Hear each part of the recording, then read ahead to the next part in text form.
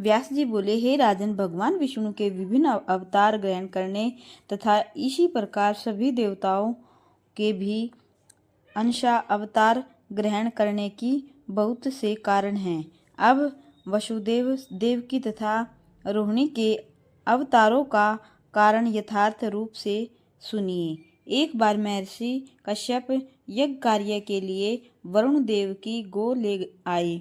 यज्ञ कार्य की समाप्ति के पश्चात वरुण देव के बहुत याचना करने पर भी उन्होंने वह उत्तम धेनु वापस नहीं दी। तत्पश्चात उदास मन वाले वरुण देव ने जगत के स्वामी ब्रह्मा के पास जाकर उन्हें प्रणाम करके विनम्रता पूर्वक उनसे अपना दुख कहा। हे महाभाग, मैं क्या करूं? वह अभिमानी कश्यप मेरी गाय नहीं लौटा रहा है, अतएव मैंने उसे श्राप दे दिया है कि मानव योनि में जन्म लेकर तुम गो पालक हो जाओ और तुम्हारी दोनों भार्याएं भी मानव योनि में उत्पन्न होकर अत्यधिक दुखी रहें। मेरी गाय के बछड़े माता से वियुक्त होकर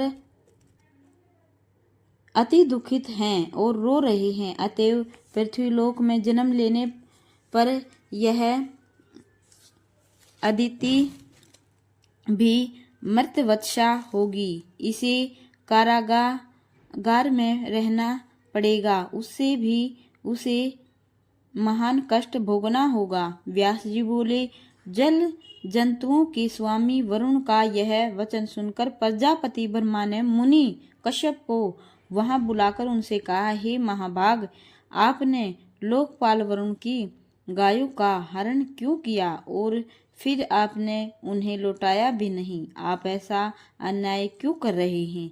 हे महाभाग, न्याय को जानते हुए भी आपने दूसरे के धन का हरण किया है। हे महामते, आप तो सर्वज्ञ हैं, तो फिर आपने यह अन्याय क्यों किया? अहो, लोभ की ऐसी महिमा है कि वह महान से महान लोगों को नहीं छोड़ता। लोभ तो निश्चय ही पापों की खान, नरक की प्राप्ति कराने वाला और सर्वथा अनुचित है। महर्षि कश्यप भी उस लोभ का परित्याग कर सकने में असमर्थ नहीं हुए तो मैं क्या कर सकता हूँ? अन्यतः मैंने यही निष्कर्ष निकाला है कि लोभ सदा से सबसे प्रबल है।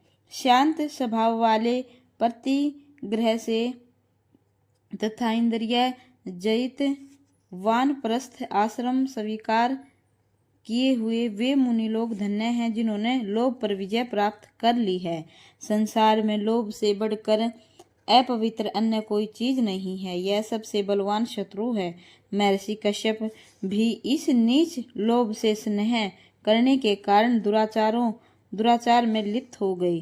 अतएव मर्यादा की रक्षा के लिए ब्रह्मा जी ने भी अपने परम प्रिय पुत्र मुनि श्रेष्ठ कश्यप को श्राप दे दिया कि तुम अपने अंश से पृथ्वी पर यदुवंश में जन्म लेकर वहां अपनी दोनों पत्नियों के साथ गोपालन का कार्य करोगे। व्यास जी बोले, इस प्रकार अंशावतार लेने तथा पृथ्वी का बोझ उतारने के लिए वरुण देव तथा ब्रह्मा जी ने उन महर्षि कश्यपों को श्राप दे दिया था। उधर कश्यप की भार्या दिति ने भी अत्यधिक शोक संतप होकर अदिति को श्राप दे दिया कि कर्म से तुम्हारे सातों पुत्र उत्पन्न होते ही मृत्यु को प्राप्त हो जाएं।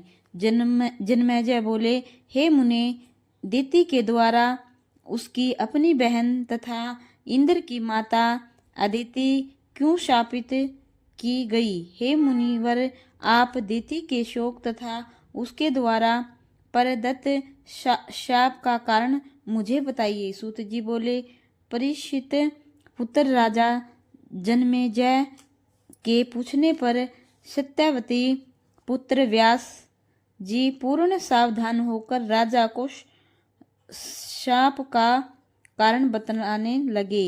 व्यास जी बोले, हे राजन, दक्ष प्रजापति की दिति और अदिति नामक 2 सुंदर कन्याएं थी। दोनों ही कश्यप मुनि की प्रिय तथा गौरवशालिनी पत्नियां बनी।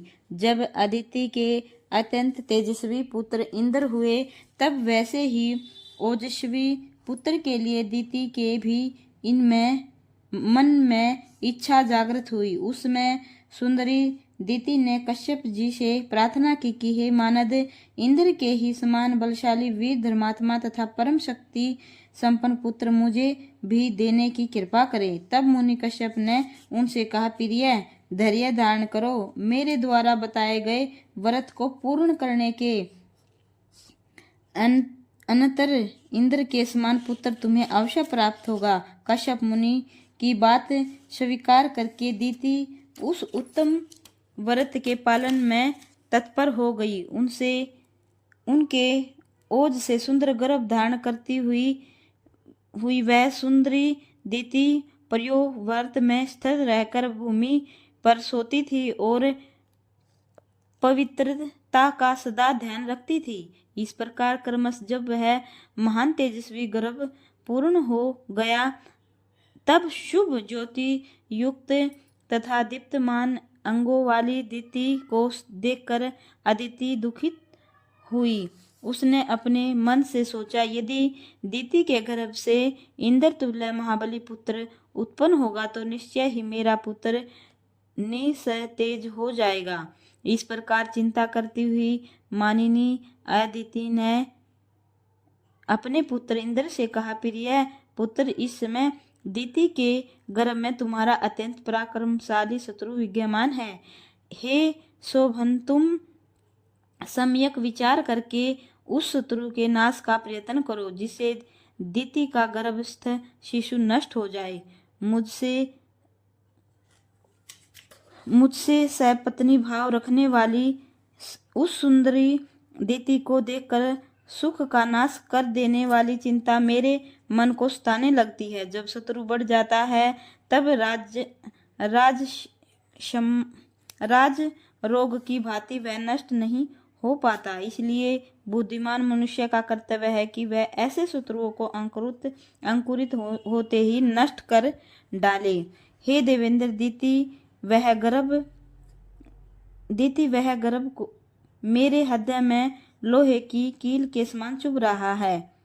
अतः जिस किसी भी उपाय से तुम उसे नष्ट कर दो। हे महाभाग, यदि तुम मेरा हित करना चाहते हो तो साम दान आदि के बल से दीति के गर्भ से शिशु का संहार कर डालो। व्यास जी बोले, हे राजन, तब अपनी माता की वाणी सुनकर देवराज इंद्र मन ही मन उपाय सोचकर अपनी विमाता दीति के पास गए। उस पाप बुद्धि इंद्र ने विनय पूर्वक दीति के चरणों में प्रणाम किया और ऊपर से मधुर किंतु भीतर से विष भरी वाणी में विनम्रता पूर्वक उससे कहा।